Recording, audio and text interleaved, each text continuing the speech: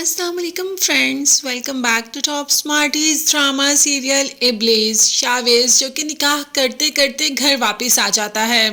माँ तो बहुत खुश होती है बेटे को ऐसे देखकर, मगर बेटा कह देता है कि जिस लड़की को आप इतनी बुरी समझते थे, हमेशा उसके बारे में उसके खिलाफ ही बात करते थे, उसी ने मुझे अपनी मोहब्बत का वास्ता दिया।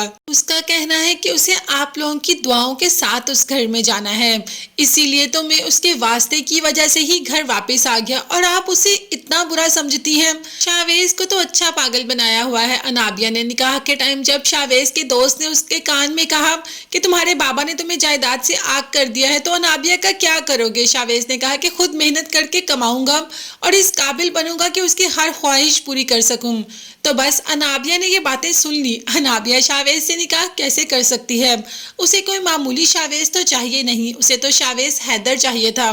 बस तभी नाटक कर दिया और कह दिया कि मैं माँ बाप की दुआओं के बगैर रुखसत नहीं होना चाहती और ना ही मैं तुम्हारे घर उनकी दुआओं के बगैर जाना चाहती हूँ। तुम घर वापस चले जाओ और मैं भी जाकर अपने पेरेंट्स को मनाती हूँ। खैर अनाबिया घर वापस आ जाती है। घर वापस आकर सोचती है कि मैं क्या पागल हूँ उस शावेज से शादी करती जिसके पास कुछ भी नहीं।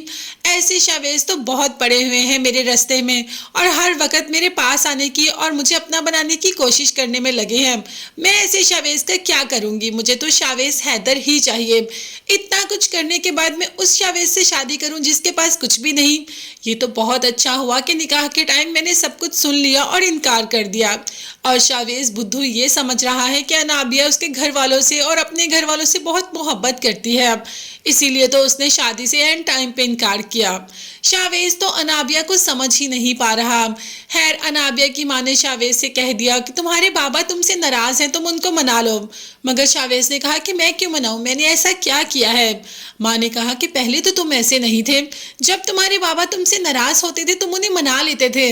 अब ऐसा क्या हो गया भाई? अब शावेज की जिंदगी में अनाबिया आ गई है।